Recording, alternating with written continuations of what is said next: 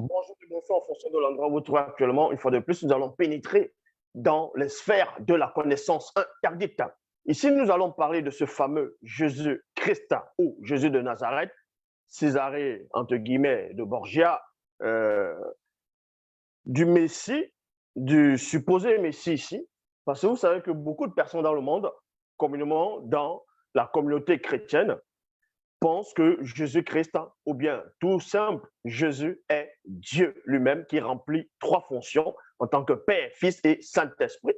Et ils vont aussi parler que Jésus a apparu plusieurs fois dans ce qu'on appelle la Torah, ou communément appelé l'Ancien Testament, pas beaucoup, en disant que Jésus est apparu sur d'autres formes théophaniques, c'est-à-dire premièrement en tant que l'ange de l'Éternel, que c'était une théophanie de Dieu, c'est-à-dire de Jésus, et en même temps, Melchisédek, ils vous disent aussi que Melchisédek est descendu dans ce qu'on appelle l'Ancien Testament sur une apparence théophanique, que c'était toujours Jésus, et que c'est aussi Jésus qui apparaît à Moïse en tant que, on va dire, rocher spirituel, et pourtant on savait que c'était un rocher physique qui était où Moïse s'est abreuvé, c'est-à-dire a abreuvé le peuple. Mais nous savons que cette histoire n'a pas existé. Et ici, nous n'allons pas parler de Moïse ou bien de d'autres personnages, excepté de ce fameux Jésus-Christ ici. Bon, on va même laisser Christ, on va dire Jésus.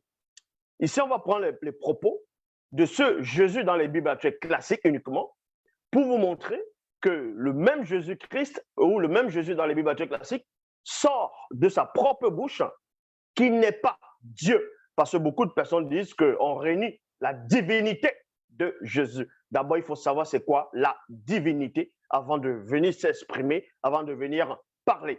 Donc, pour cela, j'aimerais dire à tous ces chrétiens, à tous ces pseudo enseignants, pasteurs, youtubeurs, qui pensent que Jésus-Christ est Dieu lui-même, le Père, le Fils et le Saint-Esprit. Vous pouvez vérifier parce qu'il est dit dans les Bibles actuelles classiques, dans Jean 3, 11, nous disons ce que nous savons et l'on rend témoignage de ce qu'on a vu, donc de ce dont nous avons pénétré en profondeur. Ici, on va vous donner quelques versets bibliques et vous allez vérifier les altitudes.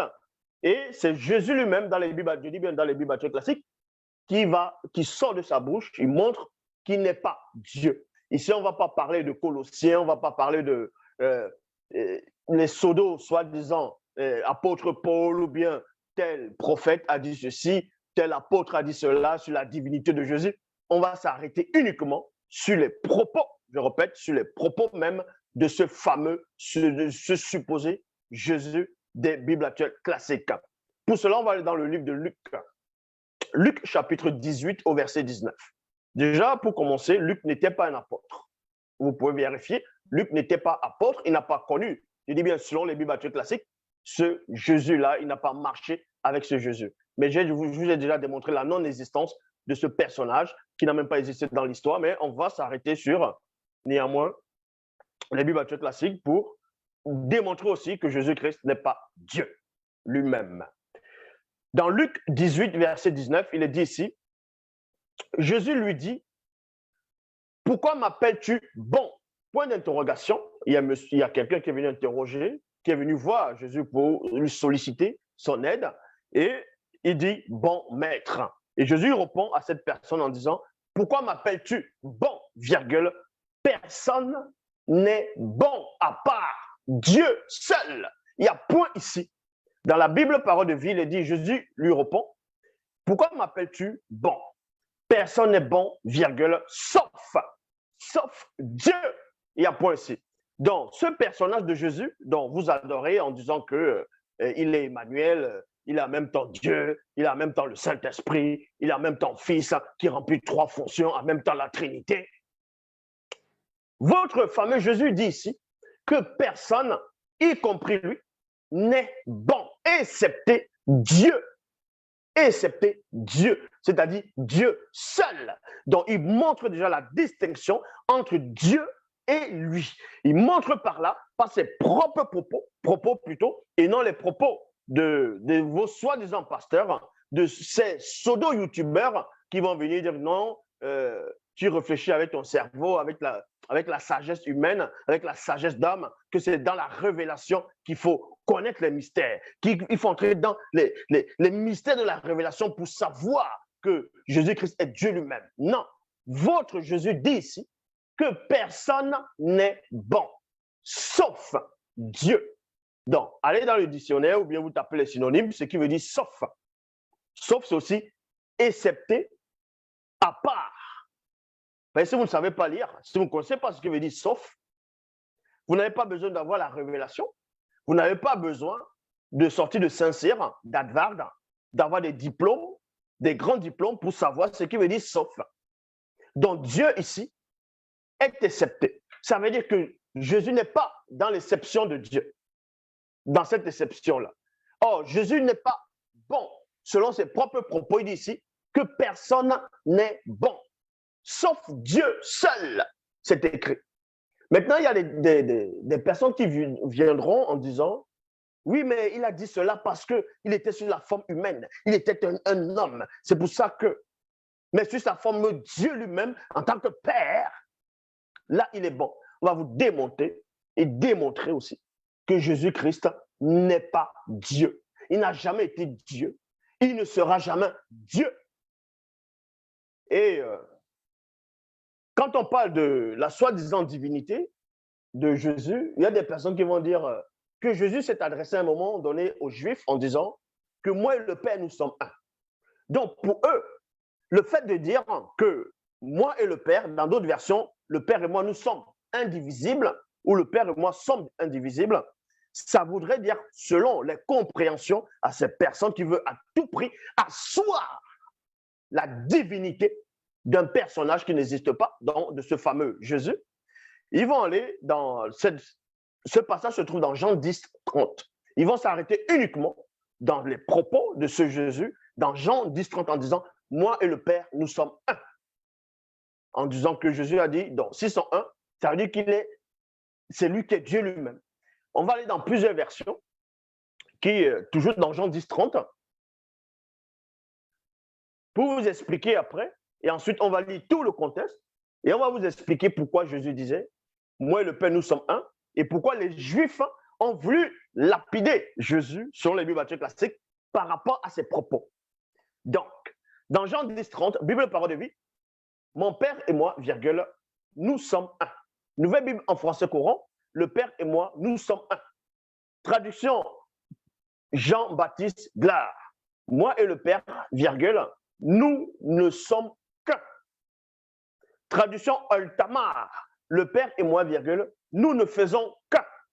Il y a point.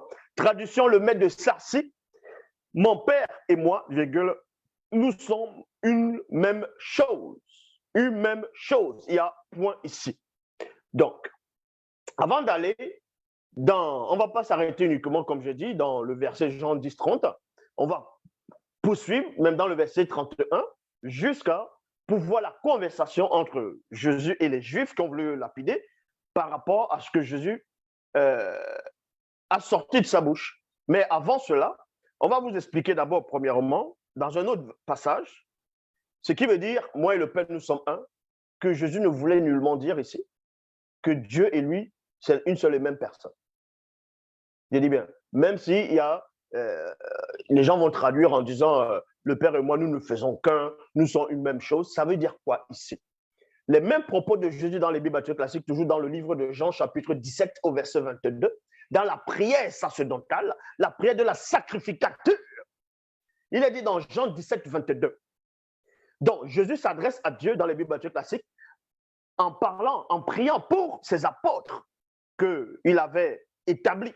Il dit dans la prière de la sacrificature, dans Jean 17, 22, « Je leur ai donné la gloire que tu m'as donnée. » Donc, Jésus dit à Dieu que lui, Jésus, il a donné la gloire aux apôtres, la même gloire que Dieu lui a donnée, afin qu'il soit un.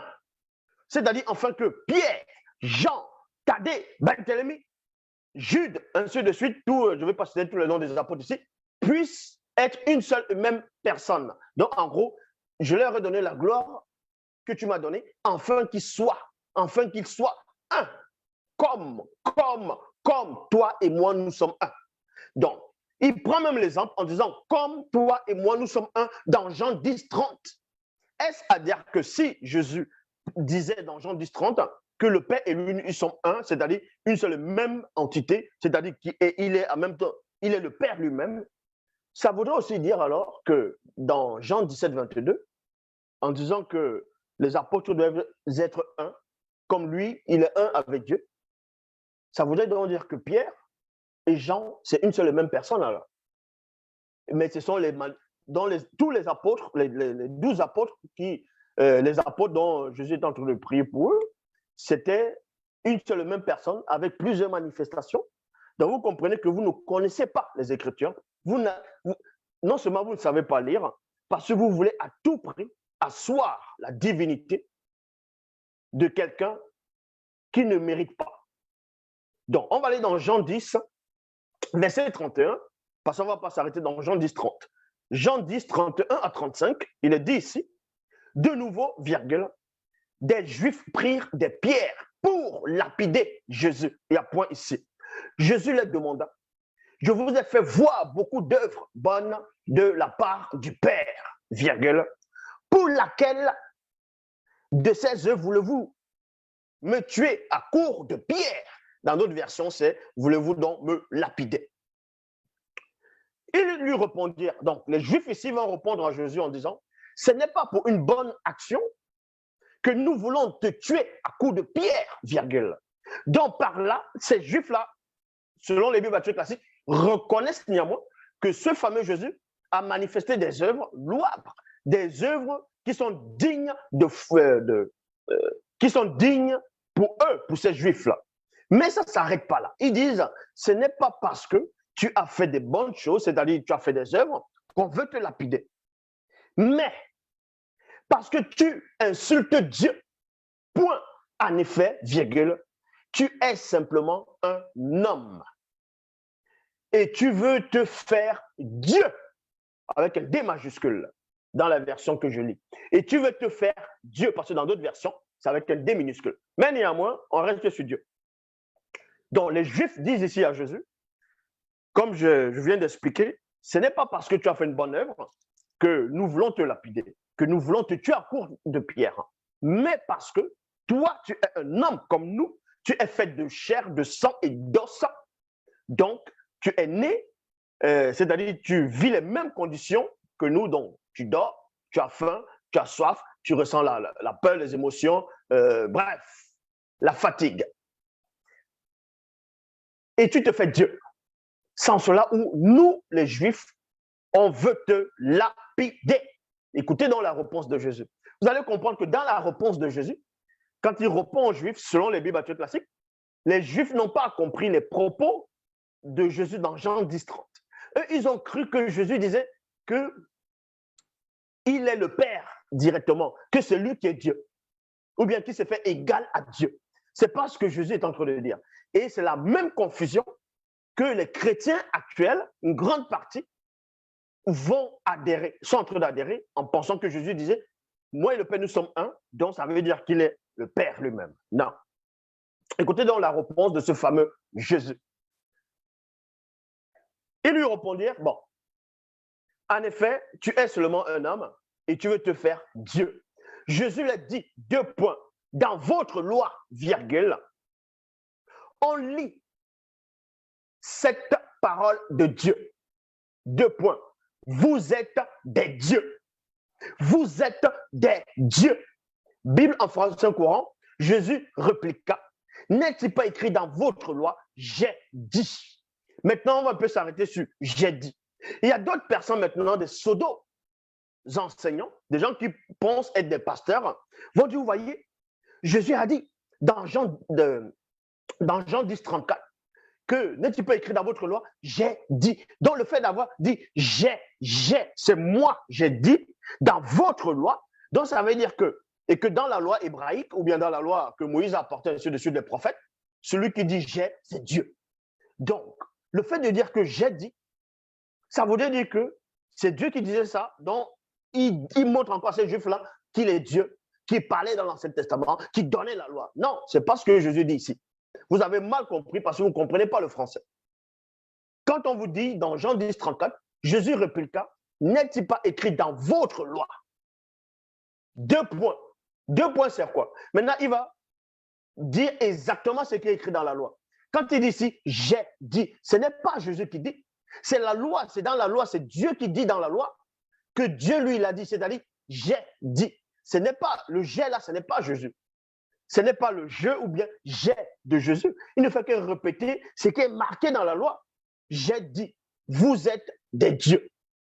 Dans cette parole des livres saints, Dieu parle aux êtres humains. Et non, moi, je parle aux êtres humains. Mais Dieu parle aux êtres humains. Il les appelle des dieux.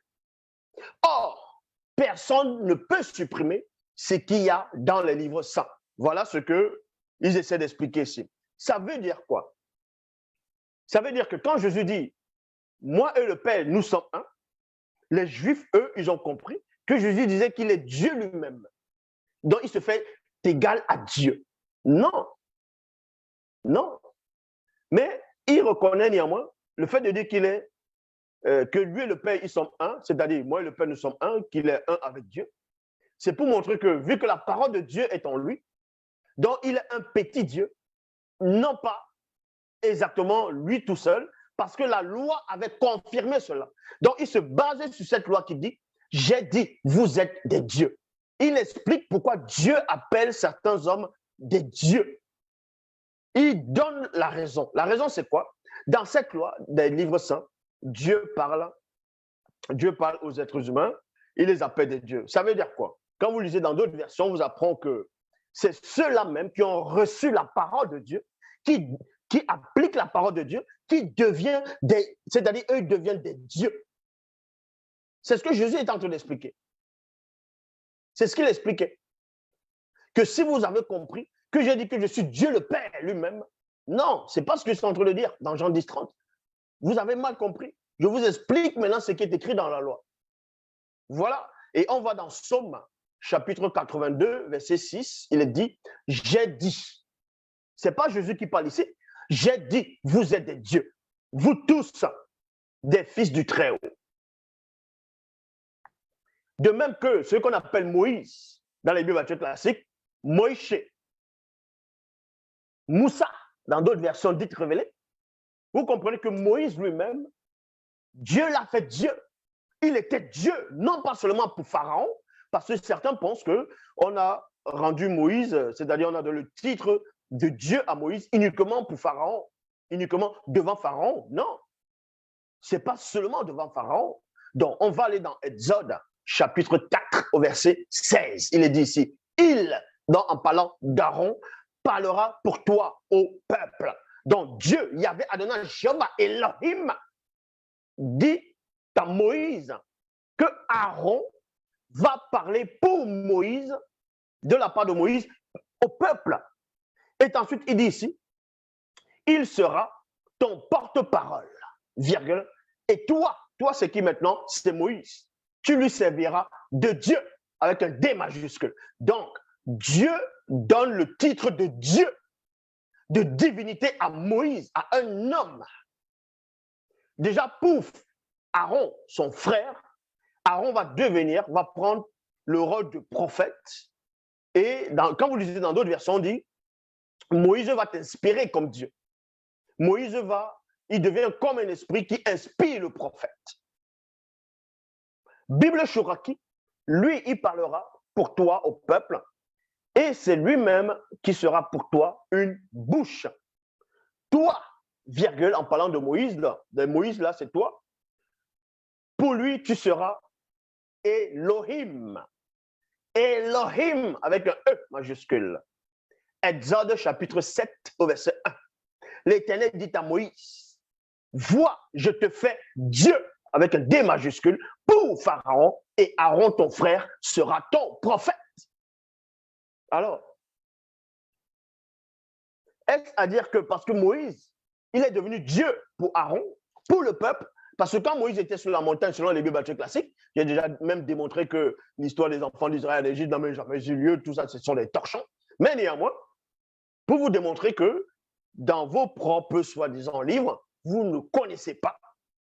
Quand Moïse était sur la montagne, et le peuple d'Israël a commencé à fabriquer le veau d'or, qu'est-ce qui s'est passé? Qu'est-ce qu'il y avait Adonai, Jéhovah, Elohim, l'Éternel, a dit à Moïse?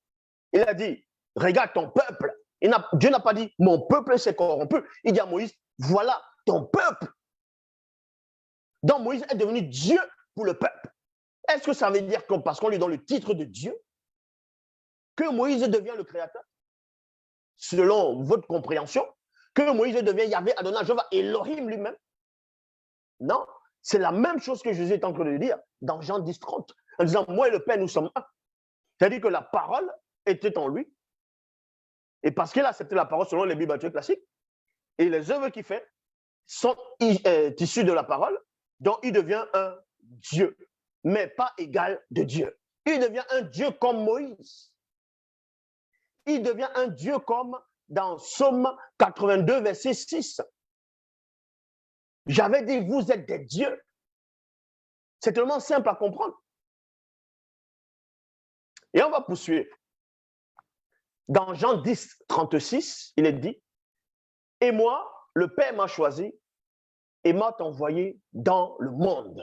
Et moi, le Père m'a choisi. Et moi, le Père m'a choisi. Donc, Jésus dit ici, selon les Bibles classiques, dans Jean 10, 36, que Dieu, Yahvé, Adonai, Jéhovah, Elohim, l'a choisi.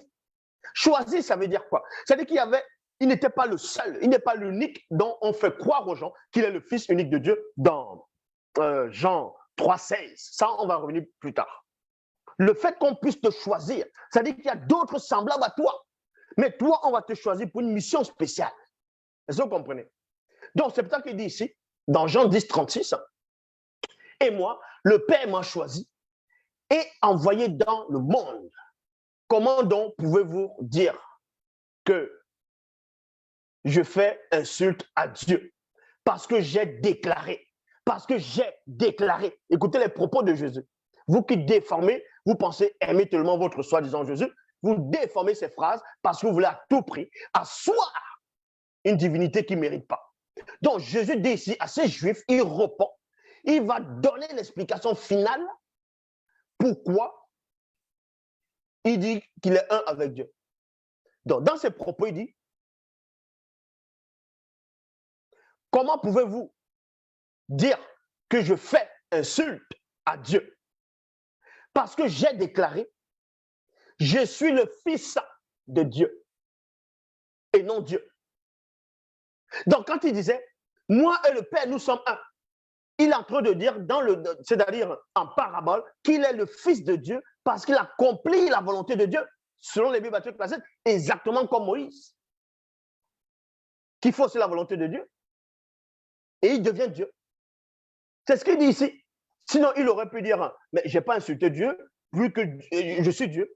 Mais il décode maintenant ces phrases en disant, parce que j'ai déclaré, je suis fils de Dieu et non Dieu. Je suis fils de Dieu. Jean 10, 30, c'est ce qu'il est en train de dire.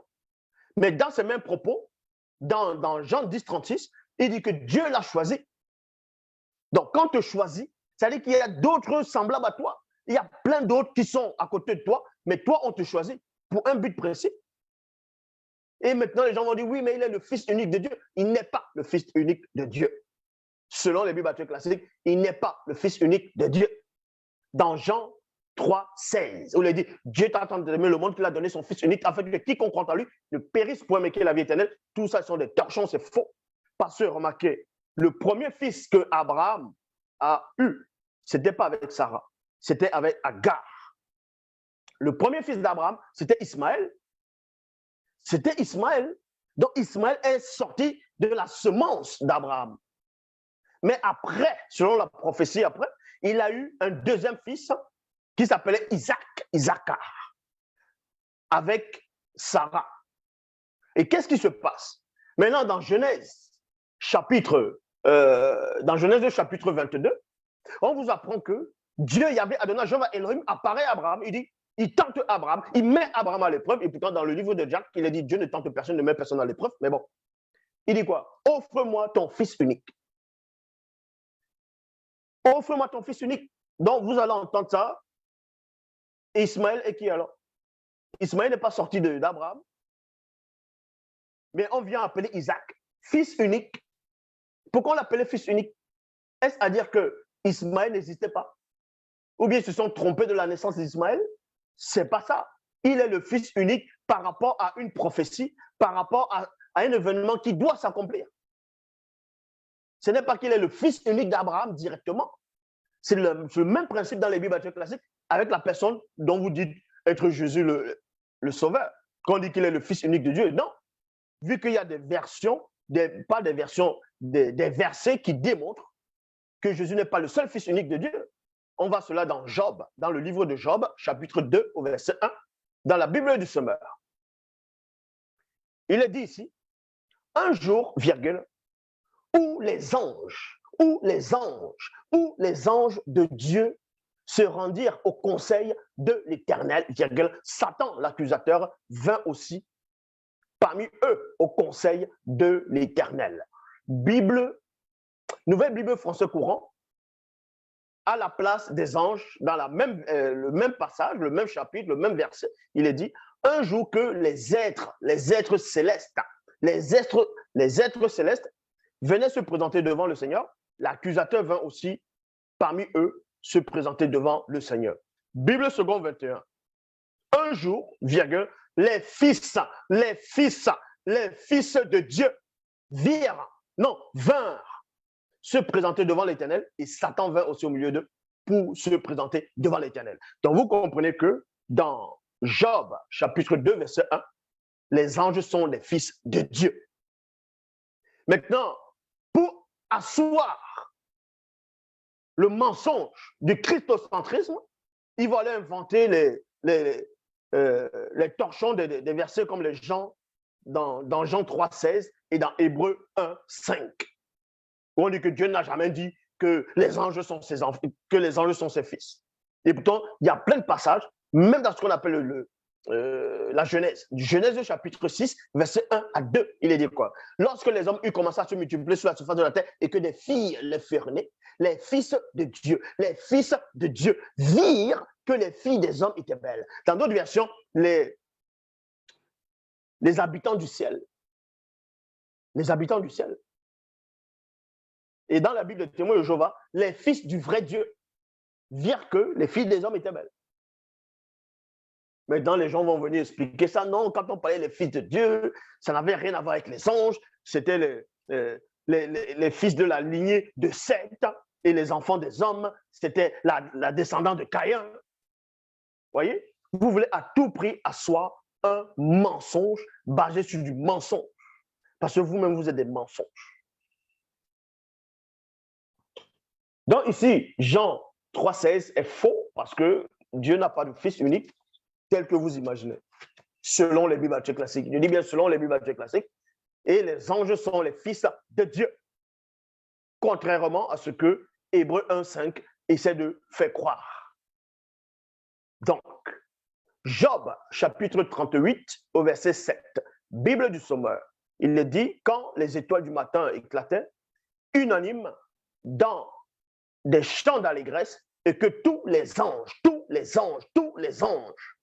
de Dieu poussaient des cris de joie, point d'interrogation, tradition écuménique de la Bible, tandis que les étoiles du matin chantaient en chœur, et tous les fils de Dieu criaient « Ouah !»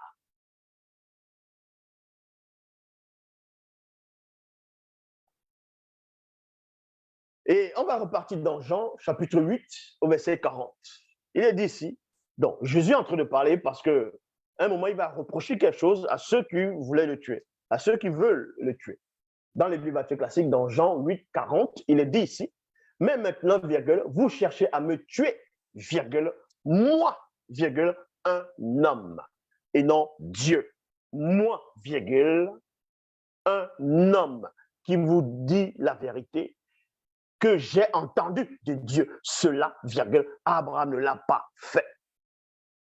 Quand on va dans Nombre 23, 19, vous pouvez prendre n'importe quelle version, mais moi, je vais aller dans la version Bible Parole de Vie. Il est dit, Dieu n'est pas un homme. Pour un virgule, il ne ment pas. Selon les Bibles classiques, selon ce verset. Donc, il y a quoi entre le lien entre les deux versets? Dans Jean 10, 40, non, dans Jean 8, 40, Jésus dit que lui, il est homme. Lui, il est homme. Et ce qu'il dit, il a entendu ça de Dieu. Il montre encore par là, par ses propres propos, qu'il n'est pas Dieu. Et dans Nombre 23, 19, vous confirme que Dieu n'est pas un homme. Donc, dans Nombre 23, 19, confirme Jean 8, 40. Mais vous venez, vous allez dire, non, il faut la révélation, parce que quand il est dans la chair, quand c'est un homme, il est Dieu le Fils. Donc, il fait la distinction entre lui en tant que Dieu le Père. On va y aller. Vous allez comprendre que vous ne maîtrisez rien du tout.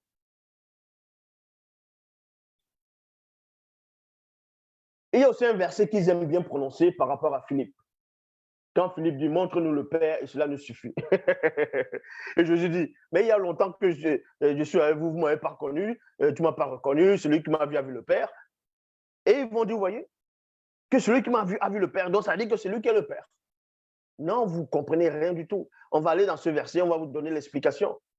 Pas l'explication qui sort comme ça, l'explication selon vos propres versions, selon vos propres versets encore. Dans Jean 14, 8 à 10, il est dit, Philippe lui demanda, Seigneur, montre-nous le Père et cela nous suffira. Bon, pourquoi Philippe pose la question à Jésus en disant, montre-nous le Père et cela nous suffira. Mais où est le rapport entre la conversation qu'ils étaient en train d'avoir et à un moment donné, il dit, montre-nous le Père et cela nous suffira. Et ça dit, bon, nous, on te voit là, on ne te veut plus, montre-nous le Père. Mais pourquoi Philippe a posé cette question? Pourquoi Philippe a demandé cela à Jésus? C'est-à-dire qu'il a entendu ça quelque part. Il dit, montre-nous le Père et cela nous suffira. Donc, quelle était donc la réponse de Jésus? Tu ne crois pas que je suis dans le Père et que le Père est en moi? Les paroles que je vous dis, je ne les dis pas de moi-même. Le Père qui demeure en moi fait ses propres œuvres. Donc, pourquoi Philippe dit ici, montre-nous le Père et cela nous suffira? Pourquoi il a besoin de voir le Père? Pourquoi il a envie de voir le Père? Pourquoi? Parce que quand vous allez dans Matthieu, chapitre 11, au verset 27, il est dit ici, c'est Jésus qui parlait, mon Père m'a tout donné. Point. Personne ne connaît le Fils sauf le Père. Personne ne connaît le Père sauf le Fils. Mais le Fils veut montrer le Père. Le Fils veut montrer le Père à d'autres pour qu'ils le connaissent aussi. C'est pour ça que Philippe, plus tard, après longtemps, il va dire, montre-nous le Père. Et cela nous suffit. Parce que Jésus avait déjà dit que lui veut montrer le Père. Il n'a pas dit, je veux me montrer moi, mais vu qu'on le voit déjà, mais je veux montrer le Père dont je vous parle constamment. Et c'est là que Philippe, maintenant, il va se rappeler de cette phrase, je veux montrer le Père à d'autres. Il dit maintenant, montre-nous le Père alors. Et cela nous suffit. Mais Philippe, en quel moment Philippe ici a demandé à voir le Père? C'était dans Jean 14. Et les apôtres n'avaient pas encore reçu le Saint-Esprit. Bien plus tard qu'ils ont reçu le Saint-Esprit, on va dans l'épître de Jean. Jean était là ce jour-là, non? Ou parce que Jean n'était pas là, n'a pas entendu la demande de Philippe, n'a pas entendu la réponse de Jésus. Jean, lui, l'a compris.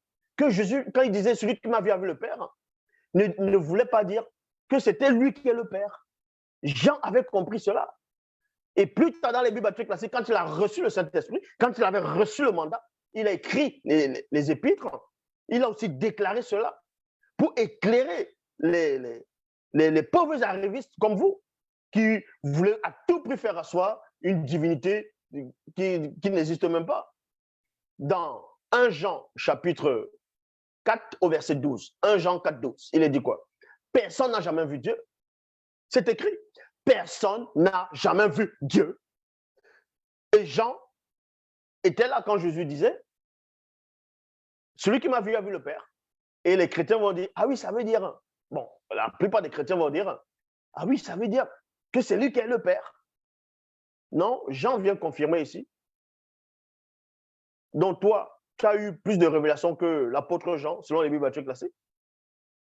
Tu connais mieux que Jean. Tu as les secrets que Jean n'a pas. Quand Jean lui vient dire que personne n'a jamais vu Dieu, dans d'autres versions, personne n'a vu Dieu à aucun moment. Personne n'a contemplé Dieu à aucun moment. Donc, il demande par là que quand Jésus disait, celui qui m'a vu a vu le Père. Il y a si longtemps, je suis avec vous, tu ne m'as pas connu. Jean est en train de dire que non, Philippe avait mal compris ce jour-là. Que Jésus ne parlait pas, ne disait pas que c'est lui qui est le Père.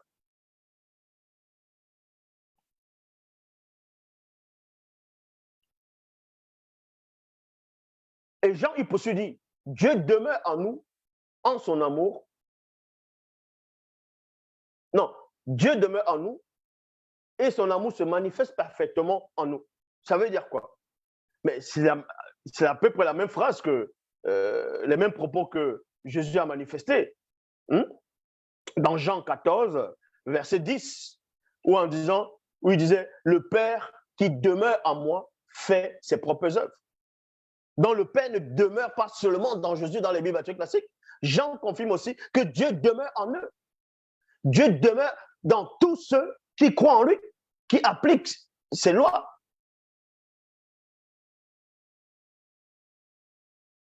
Dans Jean 14, verset 28, vous avez entendu, je vous ai dit, je m'en vais et je viens à vous.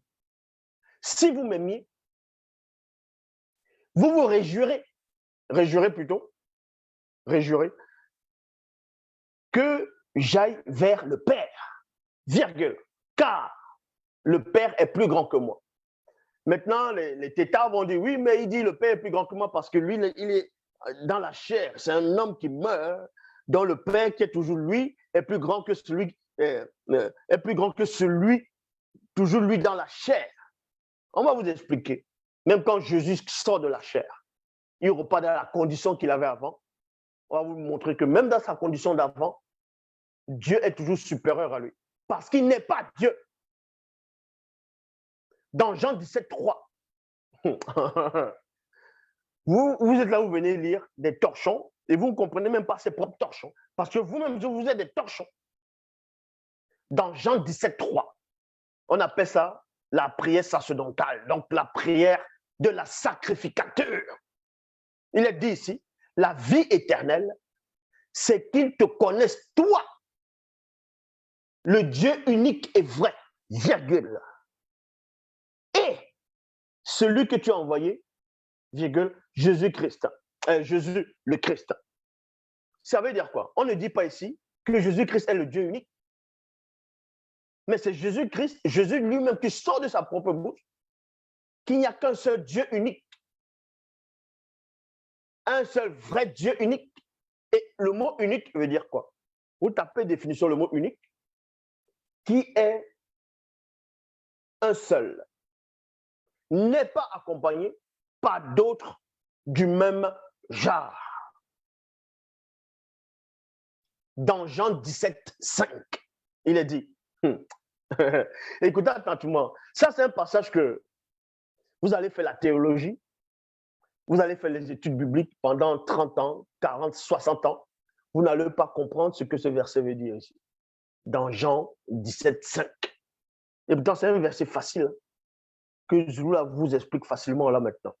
Dans Jean 17, 5, il est dit, Jean 17, 5, et maintenant, virgule, toi, virgule, Père, virgule, glorifie-moi auprès de toi même en m'accordant cette gloire que j'avais auprès de toi avant que le monde fût créé. Mais c'est tellement facile à comprendre qu'avant même que votre soi-disant Jésus, selon les Bibles classiques, dans votre délire, on dit qu'il est venu sur la terre dans Philippiens 2, 5 à 7. Ça, c'est facile à comprendre, ça. Qui s'est dépouillé lui-même, apprenant une forme de serviteur, en devenant sa barbe aux hommes, et ainsi de suite. Bref. Avant même que Jésus ne soit né, n'arrive, il dit ici dans les Bibles classiques que lui, il existait déjà auprès de Dieu et que Dieu l'avait donné la gloire pour vous montrer qu'il n'est pas Dieu lui-même. Est-ce que vous comprenez? C'est tellement facile à comprendre. Si vous voulez, je relis dans Jean 17, 5. Et maintenant, toi, Père, glorifie-moi auprès de toi-même en m'accordant cette gloire que j'avais auprès de toi. Donc, il y a deux personnes distinctes. Il y a un qui donne la gloire à l'autre. Avant sa venue, avant que le monde ne fût créé. Et là, vous dites que Dieu le Père est descendu sous l'apparence du Fils. N'importe quoi. Votre soi-disant fils dit quoi ici? Avant de descendre, il était déjà auprès de Dieu, il n'était pas Dieu lui-même. Il n'était pas Dieu lui-même. Il était auprès et le Dieu unique dans Jean 17, 3 lui avait déjà donné la gloire. Maintenant, vous allez lire dans Philippiens 2, 59, ayez en vous les sentiments qui étaient en Jésus-Christ, lequel existant en forme de Dieu. Il n'a point regardé comme il pourrait arracher d'être égal à Dieu, mais s'est dépouillé lui-même en prenant forme de serviteur, en devenant semblable aux hommes, ayant paru comme un simple homme. Ça veut dire quoi? Lequel existe en forme de Dieu. Les anges existent en forme de Dieu, vu que les anges sont des dieux. C'est si simple à comprendre. Vu que la parole de Dieu est en eux, donc ils deviennent des petits dieux, mais pas Dieu en tant que l'égal de Dieu lui-même. Donc, Ésaïe a pénétré la révélation.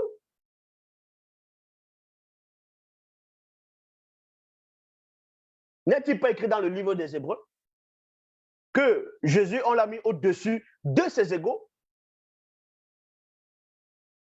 C'est pourquoi, oh Dieu, ton Dieu t'a oint au-dessus d'une gloire au-dessus de tes égaux. Ça veut dire quoi? Ça veut dire que les égaux, vous êtes pareils, mais sauf qu'on te prend, on va te oindre. Oindre, c'est quoi? Quand on oint quelqu'un, il devient un Christ pour une mission, donc une mission unique. C'est pour ça qu'on va dire le Fils unique de, par rapport uniquement à cette mission, alors que nous savons qu'il a plusieurs fils. Vous voulez asseoir le christocentrisme partout. Et 1 Corinthiens chapitre 15, versets 27 à 28, je répète, 1 Corinthiens 15, versets 27 à 28, il est dit, en effet, il est écrit, Dieu lui a soumis, non, Dieu lui a mis sous ses pieds. Non, Dieu lui a tout mis sous ses pieds. Il y a point. Dieu lui a tout mis sous ses pieds. Il y a point ici. Bon. Déjà pour commencer, 1 Corinthiens chapitre 15. Dans 1 Corinthiens chapitre 15 ici, le début du verset est faux. C'est un mensonge. C'est ce qu'on appelle le christocentrisme. Ils ont pris ça dans le livre des Psaumes, en faisant croire qu'on a mis tout sous les pieds de Jésus. Il va, demande-moi, je te donnerai la terre pour possession. Tu vas briser pour vague, tu vas briser cela. Mais quand on dit il a mis tout sous ses pieds, si vous lisez bien les Psaumes, vous allez comprendre qu'on ne parlait même pas de Jésus là. On parlait de ce qu'on appelle Adam. C'est à Adam qu'on a donné toute la terre, qu'on a mis tout sous ses pieds. Vous êtes là, le christocentrisme, vous prenez là, vous modifiez là, parce que vous voulez asseoir un mensonge. Mais on va quand même lire. On va vous donner ce verset cadeau dans 1 Corinthiens 15, 27 à 28. En effet, il est écrit, Dieu a tout mis sous les pieds. Il y a point ici. Mais il est clair que dans cette phrase, virgule, le mot tout n'inclut pas Dieu qui soumet toutes choses au Christ. Donc, Dieu ne va pas se soumettre à Christ. Donc, lorsque toutes choses auront été soumises au Christ, alors lui-même, virgule, le Fils se soumettra à Dieu, qui lui aura tout soumis. Ainsi, virgule, Dieu régnera parfaitement sur tout. Donc, pour vous montrer que même si vous dites que votre Christ est au ciel, n'est-ce pas, vous dites qu'il est assis à la droite de Dieu? Comment vous dites que Jésus est assis à la droite de Dieu? En même temps, vous dites que c'est Dieu qui est descendu sur terre, il est devenu un fils, alors qu'avant de descendre sur terre, il y avait déjà le fils à côté et il y avait déjà le père. Donc, vous voyez que ça ne tient pas. Ça ne tient pas vos hérésies. Maintenant, on va vous donner un verset. Un verset que vous n'avez jamais compris. C'est un verset fort que toi qui me regardes, après l'explication de ce verset-là, si tu persistes, malgré tous les versets que je t'ai donnés, si tu persistes à croire que Jésus est Dieu lui-même, c'est que tu vas ouvertement contre ton Jésus. Apocalypse chapitre 1, verset 1. Il y a plein de personnes, y compris même ceux qui étaient là à l'époque, qu'on appelle Malcolm X. Lui aussi, il avait cru que le personnage d'Apocalypse 1.1 parlait de Jésus. Non. Apocalypse 1.1 ne parle pas de... C'est-à-dire, le personnage qui est apparu à Jean, à l'île de Patmos, n'était pas Jésus. Est-ce que vous comprenez? N'était pas Jésus. Cette vidéo existe encore, mais je vais encore vous le démontrer ici, en quelques phrases, que le personnage qui est apparu à Jean, à l'île de Patmos, n'était pas Jésus. Les gens vont dire, oui, mais ce personnage a dit, je suis l'alpha et l'oméga, je suis le premier et le dernier, et le vivant, j'étais mort, et parce que je suis vivant au siècle des siècles, je tiens les clés de la mort et du séjour des morts. Donc, en gros, c'est Jésus, c'est qui a ce pouvoir. Mais cet ange-là parlait de la part de quelqu'un. De même que les prophètes de ce qu'on appelle l'Ancien Testament, quand ils disaient, je vous ai nourri, je vous ai fait sortir de la servitude. Est-ce que le prophète qui parlait, c'était Dieu lui-même? Dans Apocalypse chapitre 1, verset 1. Remarquez que dans Apocalypse 1, 1, votre fameux Jésus était déjà remonté. Donc, il n'était plus homme de la chair. Parce que dans 1 Corinthiens 15, 50, il est dit, la chair et le sang ne peuvent hériter le royaume de Dieu. Donc, Jésus-Christ qui est remonté n'a plus de sang. Donc, pourquoi vous priez encore sur le sang de Jésus? Pourquoi vous invoquez le sang de Jésus? Vu que Paul lui-même dit dans 1 Corinthiens 15, 50, la chair et le sang ne peuvent hériter le royaume de Dieu. Donc, dans le royaume de Dieu, il n'y a pas de chair, il n'y a pas de sang, il n'y a pas d'os. Mais il y a quand même des chrétiens mongols qui invoquent toujours le sang de Jésus, quoi. Donc, vous voyez que vous êtes dans l'idolâtrie extrême, dont vous êtes dans l'ignorance, et vous ne savez même pas que vous êtes ignorant. C'est quand même dingue, ça. Hein? Comment ça fait d'être comme vous, dans l'ignorance?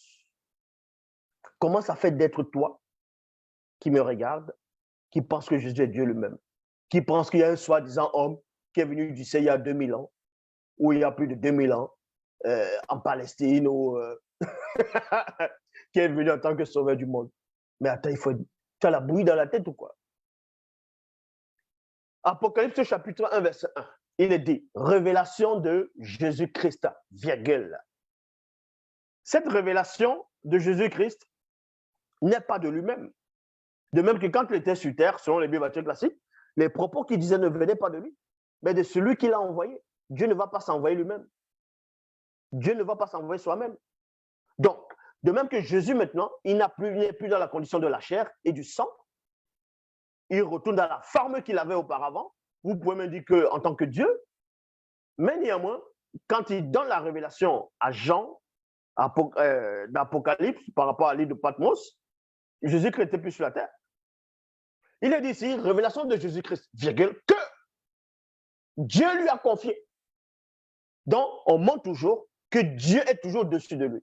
Dieu l'enseigne toujours, Dieu lui révèle toujours des choses que Dieu lui a confiées pour montrer à ses serviteurs ce qui doit bientôt advenir. Cette révélation, il l'a fait connaître à son serviteur Jean par l'envoi de son ange. Point. L'homme. Ça veut dire quoi ici? Apocalypse 1.1 dit, que Dieu a donné une révélation à Jésus. Révélation, c'est quoi? Ça ne veut pas dire guerre. Hein? Parce que les gens vont penser, oh, révélation, c'est l'Apocalypse. L'Apocalypse, ça veut dire la guerre, la destruction. Non. L'Apocalypse, c'est révélation. Révélation, c'est on te révèle des choses cachées. On te révèle des choses cachées. Pour montrer que Jésus lui-même, sur les Bibles classiques, même s'il est remonté au ciel, et que vous dites maintenant il est redevenu Dieu, il y a des choses qu'il ne sait toujours pas. Le passage aussi le montre que même en étant dans votre soi-disant ciel de fumeurs de chambre, où il se trouve là-bas, il est toujours limité. Vu qu'il est dit ici, révélation de Jésus-Christ, que Dieu lui a confié, dans d'autres versions, que Dieu l'a révélé, que Dieu l'a montré, Dieu l'a révélé. Ça veut dire que votre Jésus dont vous pensez être Dieu, dont vous priez, ne sait pas tout, toujours. Il est toujours limité, parce qu'il n'est pas Dieu lui-même. Mais Dieu lui montre toujours des choses. Révélation de Jésus-Christ, que Dieu lui a révélé, que Dieu lui a confié, que Dieu lui a montré. Une révélation, c'est quoi? Ce sont des choses cachées. On te montre des choses. Dans Jérémie 33:3, demande-moi, je te relèverai des choses cachées, des choses que tu ne sais pas. Jésus ne le savait pas. Dieu lui a révélé cela. Malgré qu'il n'était plus dans la condition de la chair, parce qu'il n'est pas Dieu lui-même. Et maintenant, on confie ça en Jésus. Jésus, il fait quoi? Vu que Jésus ne va pas descendre encore pour parler à Jean, parce qu'il avait déjà, voilà, le moment où il a ressuscité, au moment où il partait, pas la transfiguration, l'ascension, tout ça, là, il y a des anges, il y a 2 anges qui sont apparus. Homme galiléen, pourquoi regardez-vous ce Jésus qui monte? C'est de la même façon qu'il reviendra. Mais Jésus n'allait pas revenir d'une manière spectaculaire pour redonner ça à Jean. Qu'est-ce que Jésus dit maintenant? Dieu lui confie quelque chose et lui va confier ça à son ange. Et l'ange, c'est l'ange là maintenant qui va descendre, apparaître à Jean à l'île de Patmos. Et c'est cet ange là maintenant qui va parler de la part de Jésus en disant, et le vivant, j'étais mort, et voici, je suis vivant au sein des siècles, j'ai les clés de la mort de ce jour de mort. Je suis l'alpha et l'oméga. Et vous dites que c'est Jésus. Et pourtant, c'est l'ange qu'on a envoyé. C'est écrit. Cette révélation, virgule, il a fait connaître à son serviteur Jean par l'envoi de son ange. Point. Vous allez me dire, ah oui, mais Jésus a des anges. Donc Jésus a un ange. Donc s'il a des anges, s'il a un ange, ça veut dire que c'est Dieu. Parce que c'est Dieu qui a les anges. Je vous rappelle que Satan aussi a des anges. Satan a des anges. Apocalypse chapitre 12, versets 7 à 9. Il y eut guerre dans le ciel, Michel et ses anges combattirent contre le dragon, et le dragon et ses anges combattirent, mais il ne fut pas les plus forts, les places ne furent plus trouvées dans le ciel, il fit précipiter le grand dragon, le serpent ancien, qui est le diable et Satan. Blah! Michel archange même à ses anges. Donc vous racontez quoi? Donc Jésus va confier à un de ses anges la mission d'aller voir Jean à l'île de Patmos. Et c'est cet ange-là qui descend, que plein de gens qui ont la bruit dans la tête, ils disent que l'ange-là, c'était Jésus. Que c'est Jésus qui est apparu à Jean. On va donc vous montrer. Apocalypse chapitre 1, versets 17 à 19. Quand je le vis, je tombais à ses pieds comme mort. Et il posa sur moi sa main droite en disant, ne crains pas. Moi, virgule, je suis le premier et le dernier. Et les chrétiens s'arrêtent en disant, ah oui, il a dit il est le premier et le dernier. Ça veut dire qu'il n'y a que Jésus seul qui peut parler ainsi. Parce que Dieu dit qu'il est l'alpha et l'oméga, dans ce qu'on appelle l'Ancien Testament. Donc forcément, si notre vient dire cela, ça peut être que Dieu. Non, les cocos. Non, les gamins. Ici, c'est l'ange qui parle de la part, exactement comme un prophète. C'est ce que les prophètes faisaient. Quand Moïse a porté la loi, qu'est-ce qu'il a dit dans les 10 commandements? Exode chapitre 20, dans les Bibles classiques. Je suis l'Éternel, ton Dieu. C'est Moïse qui donnait la loi au peuple. Il a reçu ça de Yahvé, d'Adonai Jéhovah Elohim, et il transmet cela, il dit au peuple, je suis l'Éternel, ton Dieu. Tu n'auras pas d'autre Dieu devant ma face. Est-ce que ça dit que c'est Moïse qui est l'Éternel lui-même? L'ange là a fait la même chose. Et c'est ce qui vous dépasse. Parce que vous ne savez rien. Et parce que vous n'êtes rien. Et le vivant, j'étais mort. Et me voilà vivant pour les siècles des siècles. Je détiens les clés de la mort et du séjour des morts. Écris donc ce que tu as vu, ce qui est et ce qui doit t'arriver ensuite. Apocalypse chapitre 19 au verset 10. Vous comprenez que le personnage qui est apparu à Jean à l'île de Patmos, qui a dit, je suis le vivant, j'étais moi, je suis vivant, c'est le siècle, je tiens les clés de la mort du séjour des morts, je suis la fin de l'oméga. C'est toujours ce personnage-là qui a guidé Jean, qui lui a révélé des choses que Jean est en train de voir. Et à un moment donné, quand Jean voyait ce que ce personnage dont vous dites que c'est Jésus est en train de lui révéler, admettons un seul instant, selon votre compréhension, que celui qui a apparu à Jean à l'île de Patmos, que ce soit Jésus. Admettons un peu que ce soit Jésus. Écoutez donc, admettons un seul instant que le personnage qui a apparu à Jean à l'île de Patmos, que c'était Jésus. Vous allez donc voir le verset que je vais vous donner, que vous êtes tellement des ignorants, des moins que rien, des pauvres arrivistes, on va dire, des idolâtres, vous ne servez à rien. Apocalypse chapitre 19 au verset 10, il est dit quoi? Je me jetais à ses pieds. Au pied de qui? De celui qui a apparu à l'île de Patmos, pour lui montrer des choses. Donc vous dites que c'est Jésus. Jean dit qu'il s'est jeté au pied de cette personne-là pour l'adorer. Pour l'adorer. Vous qui adorez Jésus dans vos fausses églises, vous qui adorez quelque chose qui n'existe pas, pour l'adorer. Mais il me dit, admettons que ce soit Jésus. Jésus dit, si on accepte que c'est Jésus, il répond, il dit à Jean, il aurait pu dire, ah c'est bien, adore-moi, c'est moi Dieu. Non. Mais il lui dit, mais il me dit, garde-toi de le faire. Je suis un serviteur. Je suis un serviteur. Il n'a pas dit je suis Dieu. Je suis un serviteur. Comme toi et comme tes frères et sœurs qui sont fidèles à la vérité révélée. Révélée par Jésus. Point.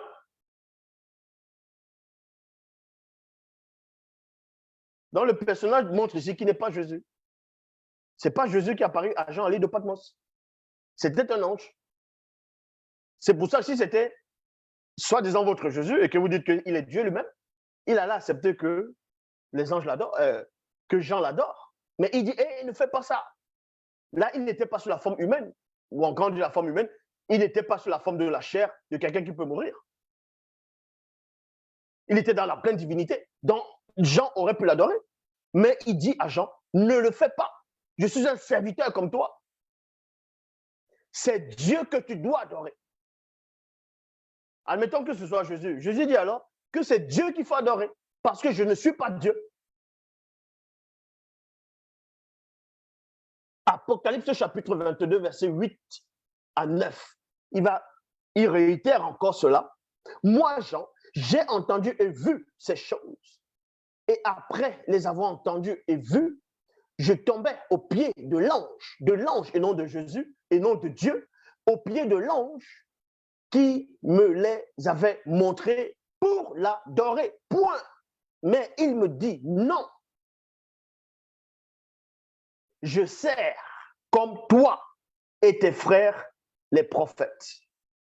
Et tous ceux qui vont prendre en compte les paroles de ce livre, c'est Dieu que tu dois adorer. 2 fois, il dit la même chose.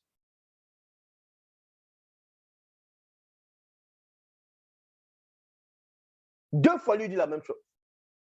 Donc, si pour vous, le personnage qui apparaît à Jean à lui de Patmos, c'est Jésus, waouh, Jésus vient de vous coincer alors en disant, il ne faut même pas l'adorer. Hein. C'est Dieu qu'il faut adorer. Parce que Dieu, on ne peut le voir. Jean a dit que personne n'a jamais vu Dieu. Mais expliquez-moi le Dieu que Moïse a vu dans Exode 24.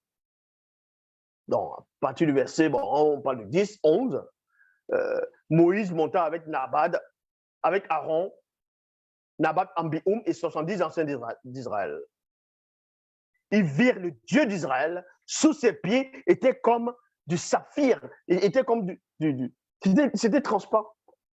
Et dans Exode 33, Dieu dit encore à Moïse, aucun homme ne peut me voir et vivre. Mais il oublie que Moïse l'avait vu dans Exode 24. Et Isaïe chapitre 6, verset 1.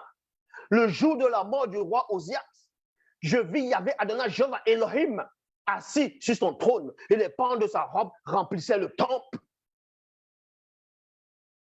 Vous êtes que dans la confusion, dans la bouillie. Apocalypse chapitre 22, verset 16, il est dit, moi, Jésus, virgule, j'ai envoyé mon ange pour vous révéler tout cela dans les églises. Donc,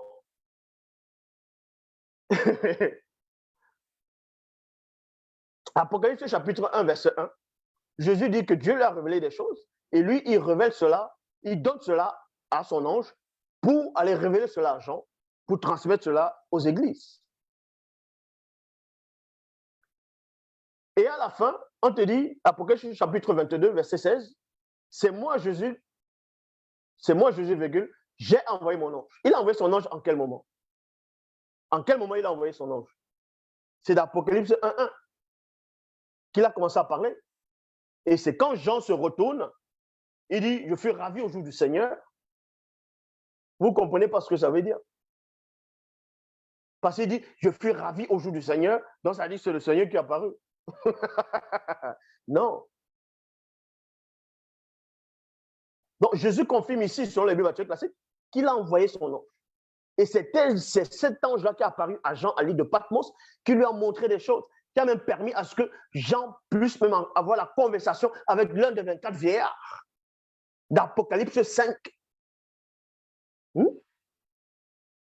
L'ange-là ne l'a pas quitté à aucun moment, du début à la fin, de ce qu'il voyait. Donc, moi, Jésus, j'ai envoyé mon ange pour vous révéler tout cela dans les églises. Révéler aussi qu'il ne faut pas l'adorer lui, il faut adorer Dieu seul, selon les Bibles classiques. Donc, vous voyez, vous n'obéissez même pas à votre soi-disant Jésus. Vous ne l'obéissez pas. C'est pour ça que vous êtes comme ça. Dieu m'a dit, le Saint-Esprit m'a mis à cœur. Vous chantez Emmanuel, vous tournez les reins avec vos faux cheveux sur la tête, n'importe quoi. Vous dites que Jésus est Dieu. Qu'il faut l'adorer, il mérite l'adoration. Si c'est Jésus qui est apparu ici, lui-même, il dit l'adoration ne revient qu'à Dieu seul. Et il n'est pas Dieu. Vous pouvez prendre allez vous rassurer dans les livres comme les Colossiens. Il est l'image du Dieu invisible, le premier de toute la création. Quand Dieu a voulu que toute plénitude habite en lui, les patati, les patata. Quand Moïse conduisait le peuple, n'est-ce pas Dieu qui disait qu'il va envoyer son ange pour les aider à traverser le chemin? Et il dit à Moïse, garde-toi d'aller à gauche ni à droite, car mon ange, ma divinité est en lui. Ma divinité est en lui. Dans plusieurs versions, on dit ma divinité, dans deux versions, ma gloire ou mon nom réside en lui. Et vous venez écrire des torchons, Dieu a voulu que toute la plénitude de la divinité réside en lui. La plénitude de la divinité résidait aussi dans l'ange qui accompagnait Moïse pour la terre promise. Dans l'ange là, c'était Jésus. N'importe quoi. Vous venez lire des choses, vous savez, non seulement vous ne savez pas lire, et vous voulez encore lire des choses qui ne sont même pas à votre portée. Le seul enseignant est en face de vous, que ça vous plaise ou pas. Est-ce que vous comprenez? Vous pouvez sortir toutes sortes d'accusations, calomnies, mensonges. Je suis pur, je suis saint. Est-ce que vous comprenez? Je suis saint, je n'ai rien à me reprocher. Est-ce que vous comprenez? J'avais dit une fois à l'époque, où il dit que il y a le livre de vie de l'agneau dans le ciel. Admettons qu'il y a votre livre de vie là. Mon nom est sur la première page. Est-ce que vous comprenez? Si votre soi-disant vous dites, ah, Dieu va venir chercher les saints, il va venir chercher les hommes qui ont le cœur pur, l'enlèvement sonne là. La trompette sonne, je serai le premier à monter. Est-ce que vous comprenez? Le premier à monter. Mais toutes vos choses là, ce sont des torchons. Attendez toujours le personnage qui n'existe pas. J'ai même pas eu à prendre Bible. J'ai même pas eu à prendre Bible. Maintenant, les gens ont dit, oui, mais pourquoi tu parles de Jésus alors que tu dis que Jésus n'existe pas? Mais je vous montre par là que vous ne savez rien dans vos propres histoires qui ont été écrites au Moyen-Âge, vos propres torchons. Que cela vous plaise ou pas. C'est moi la révélation. Moi, on ne me révèle pas des choses. Moi, je me révèle. L'Oba, c'est encore glorifié.